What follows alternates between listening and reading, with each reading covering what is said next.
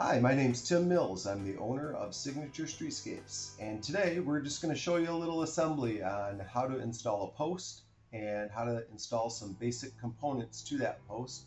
And in this case, we're going to do some of our sign frames. Now we try to get all of our tools together ahead of time, and you're going to need some basic tools, and we'll provide a list.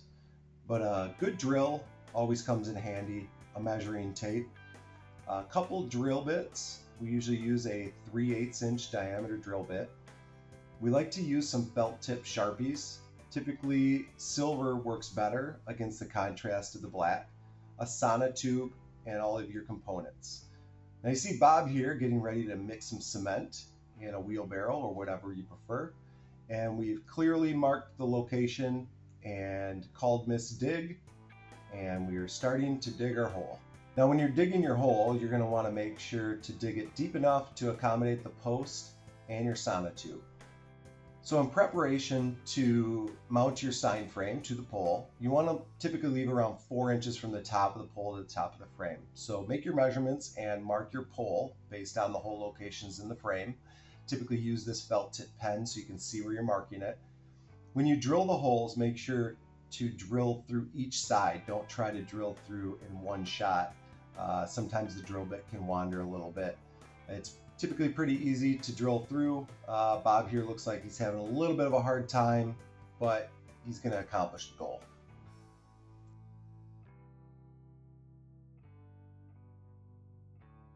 Now that you've got your post burial depth set, you can backfill with a little bit of the dirt, depending on how deep you need to bury your post, how tall the post is, maybe what the wind load is.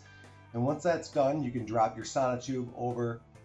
You're digging your hole just wide enough to fit that sonotube tight in there. And now you're going to want to tamp this down so you can get that sonotube level, and even put a level on this to make sure that both sides of the tube are level before you begin to pour your cement. You're also going to want to check to make sure that that pole's centered inside that sonotube, and also measure a couple sides of the post to make sure it's level. Now we're ready to mix some cement.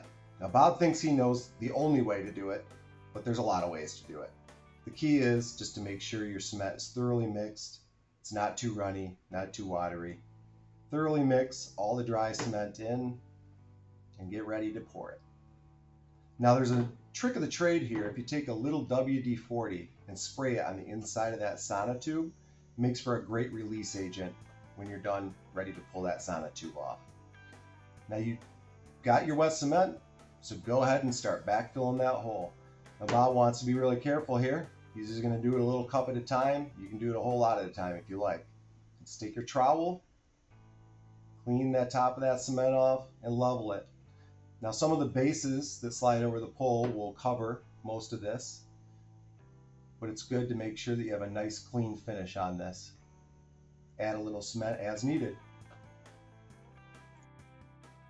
In this particular application, we used a 12-inch diameter by 8-inch tall sonotube. So we roughly mixed between 70 and 80 pounds of cement for this 8-foot pole install.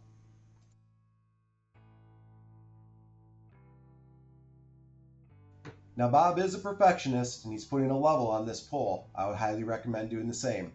Make sure that pole is straight before that cement sets.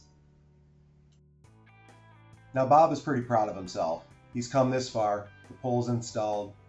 Now he's just got to carefully slide a solid base over the top of the pole to ensure that he does not scratch the finish. And once you get it down to the bottom, there's a couple set screws. In this case, they're 3/8 inch by 1/4 20 set screws. Let that post base hover just a bit above the cement. It's still wet and he's impatient, so he wants to get this done.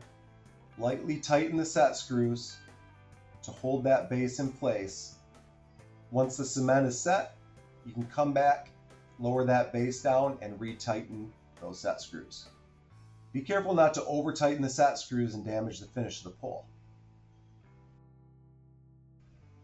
Now Bob's ready to install his sign and frames.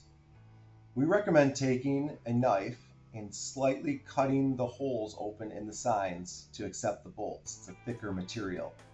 insert your bolts with your lock washers and your washer, and you can put these right through the holes that are pre-drilled. Always make sure before that cement sets your holes are lined up so that the signs face the right way. In this case, we're installing back-to-back signs. Follow your instructions provided. In this case, we've used decorative acorn nuts to finish off the assembly. Now you're ready for the finishing touch. Grab your post cap, drop it on. Bob's pretty proud. You're not done yet. Don't forget to lock those down with those set screws.